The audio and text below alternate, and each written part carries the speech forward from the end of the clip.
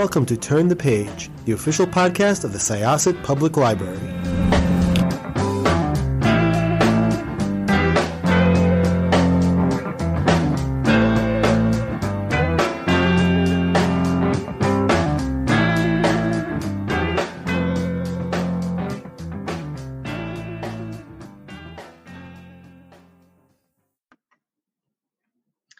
Hi, this is Jessica with Turn the Page podcast, and we are really excited to have our special guest with us today. My name is Burt Weissbourd, and I'm delighted to be invited to be on the podcast.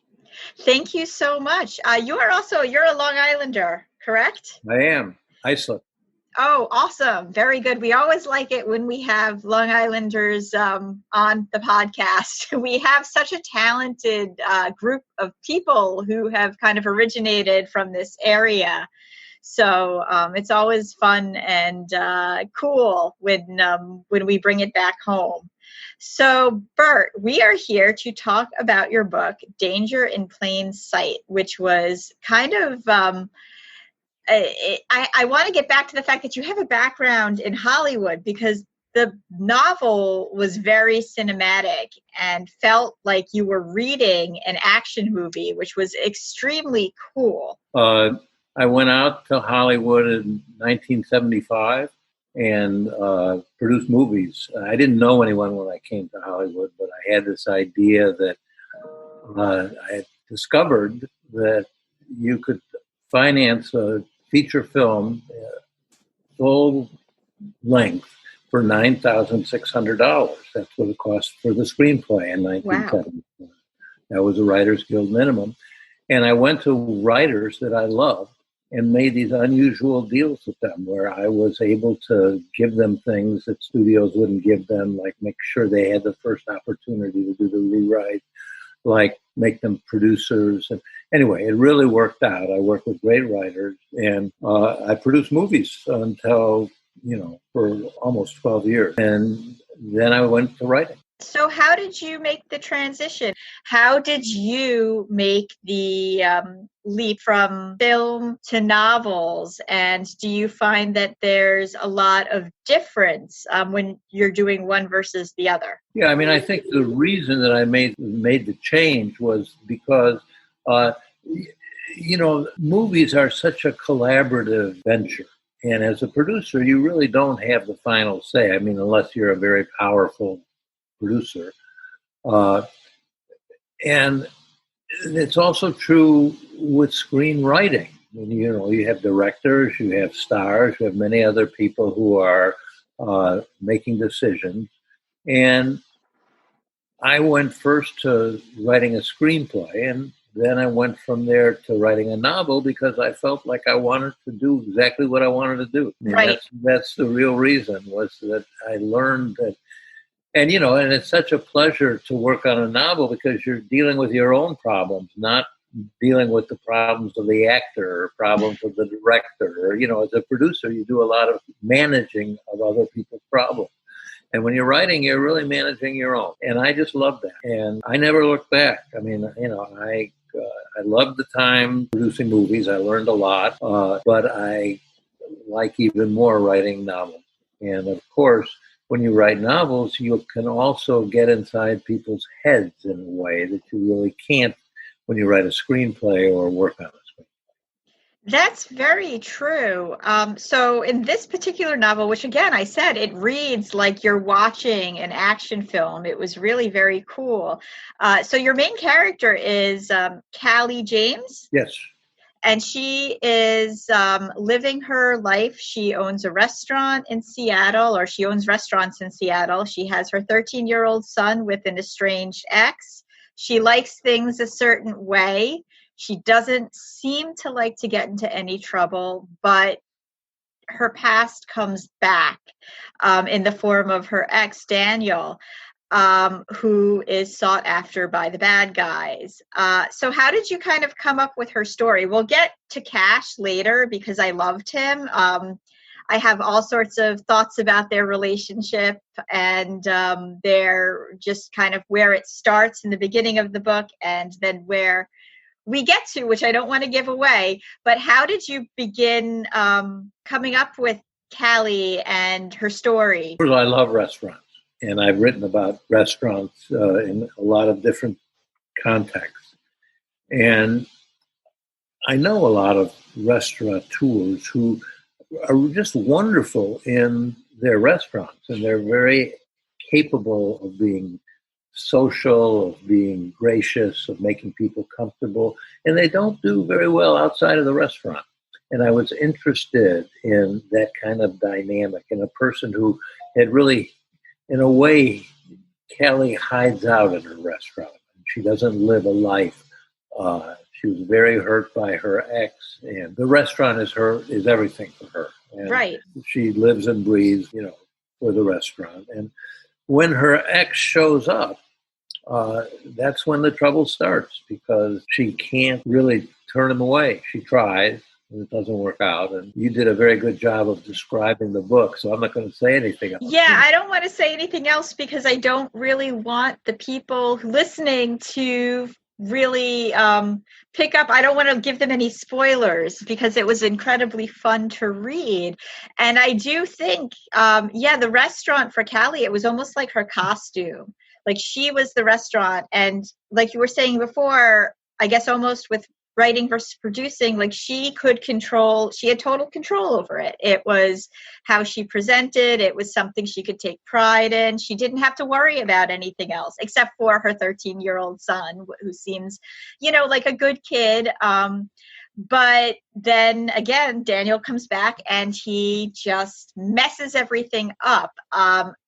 And Cash or Terry, as she is the only person who is brave enough to call him Terry, Cash Logan had worked for her. And in the very beginning of the book, and I know this is not giving anything away, you see them part ways over Cash messing up her life in a completely different way, or not so much messing up her life, but messing up how she likes things. And she finds herself needing his help again.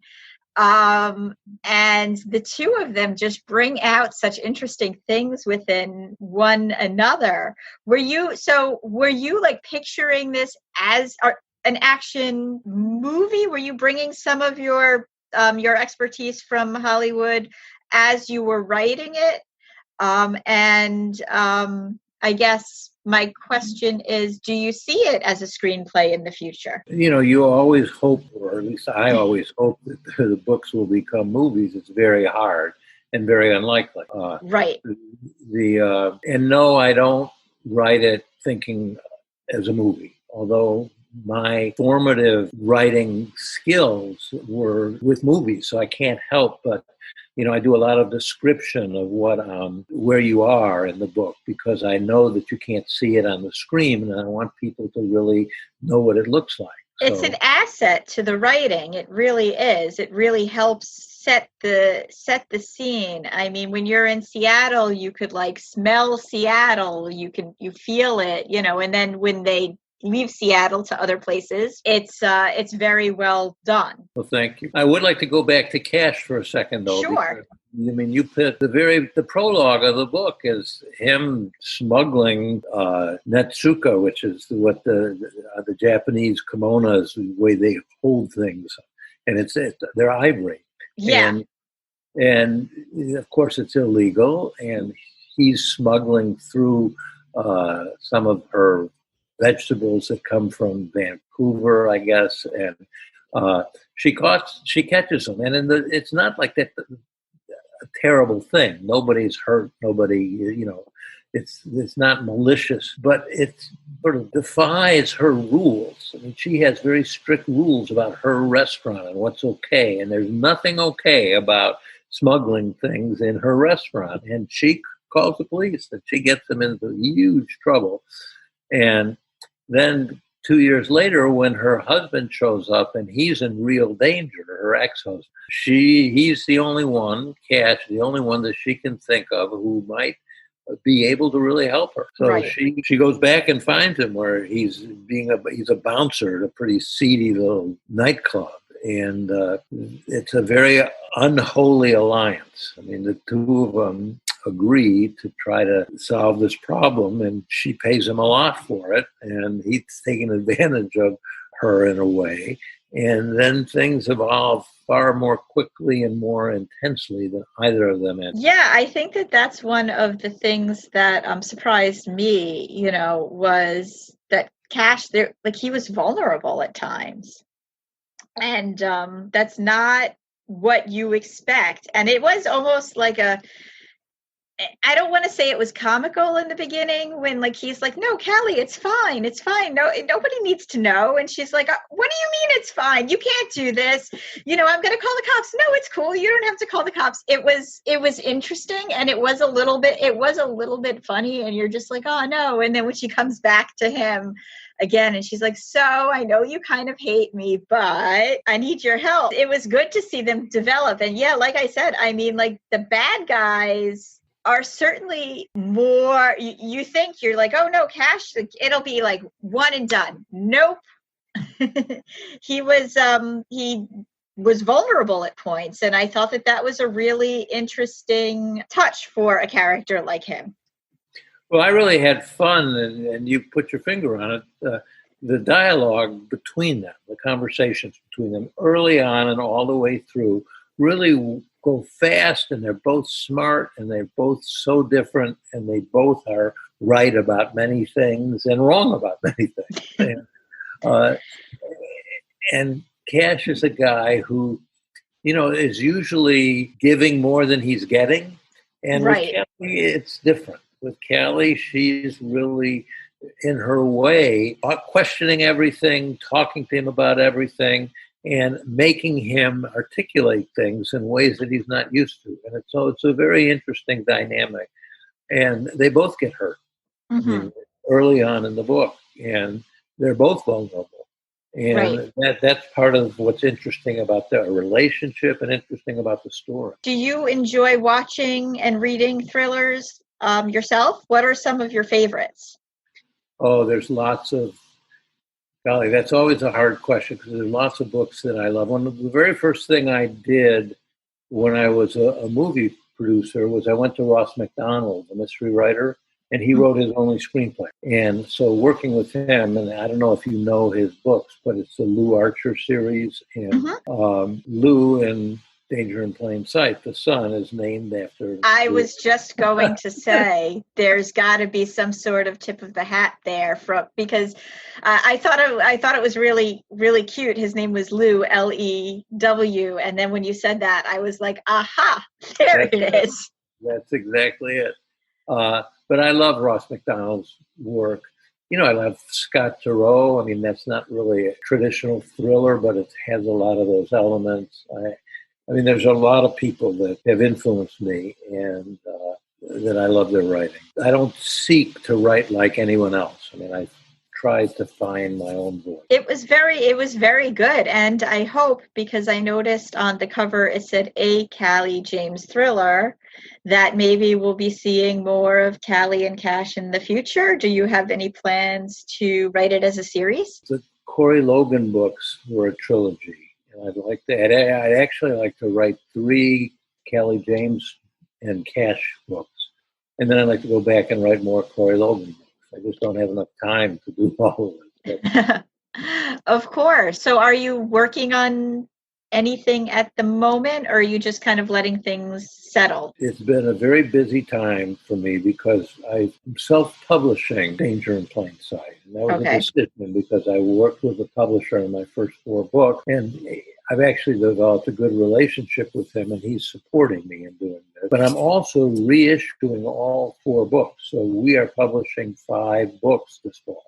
Oh, wow. New covers, new everything. So that's taking a lot more time than I expected, but it's also very satisfying. It goes back to the decision to go away from movies because apparently I like to do things my own way, and there's no way you can do that with a publisher in quite the way you can do it by publishing yourself. So that's taking a lot of my time. But simultaneously, I'm finishing another book. And this is a book that I started a long time ago, and that will be my next book, and then I'll go back to Callie. That's wow. You're juggling a lot. Right now I am, and it's more than I expected. But, because of the unsettling time that we're living in, I have that time. Unfortunately, restaurants are not, going out to restaurants is not the pleasurable thing that it usually is this time of year. That's But right. no doubt eventually we'll get back there. But I appreciated it before when you said that you like restaurants very much, because so do I. And it's certainly, it's almost like, I mean, it's not just on the island. I feel like in the Long Island in the summer, restaurants have like a very interesting culture that, there's a lot of outdoor dining, which I guess we're allowed to do now, but there's not that underlying fear because everybody's wearing, the wait staff is wearing masks. But in general, just restaurant culture is very... One of the things that, originally I was going to go to Seattle to open this book. And of course, we can't do that because we can't go to bookstores. So we're doing a lot of this kind of Zoom event. Right. And one thing I'm hoping to do is with some chefs and restaurant owners, talk about the future of restaurants in Seattle. And it's wide open. You just don't know what's going to happen. And a lot of them are closing. And so this is a very uncertain time. It's a very tough business all the time. It's even tougher right now. Of course. No, definitely. Well, do you have a favorite cuisine? Well, you're going to laugh when I tell you I'm a fly fisherman, so I go to Montana every year for 30 days, and I barbecue and I cook myself. That sounds great. I love to do that. But I also love French food and I love American food. I mean, I like good restaurants, period. So, if you can, and if you don't want to, I understand, where would you see Callie and Cash possibly going in the future? Well, I think I want to get them more to New York. And I think, when I start to think about the next book, I think it probably involves Lou being away to college already. I mean, we jump a few years and something happening to him that brings them to New York into some dangerous situation. But I don't know what it is yet. I'm just beginning to think about it. Well, I'm very excited to read it. And I definitely know a lot of people in the library who will be very interested in Danger in Plain Sight. So we will be able to, we're open to the public now, so we can recommend. When's the official release date for it? The audiobook is out already. Okay. But the actual publication is September the 8th. All right. So just in time for fall. As the weather gets a little cooler, this is a good action book to heat things up a little bit. And I'd love to, get people to take a look at my website, which has all the information about when all the books will be available. Sure. The books, and that's burtweissbourd.com. Well, it sounds wonderful. And once again, I know that our readers will definitely enjoy Danger in Plain Sight and look forward to more Callie and Cash, because I know I will. Definitely more Cash and Callie. But I really enjoyed reading it. So thank you once again. This is Jessica, and my guest today was Burt Weissbourd. And thank you. Oh, you're so welcome. And I am going to close this chapter of Turn the Page. It's time to close this chapter of Turn the Page. Join us for the next episode.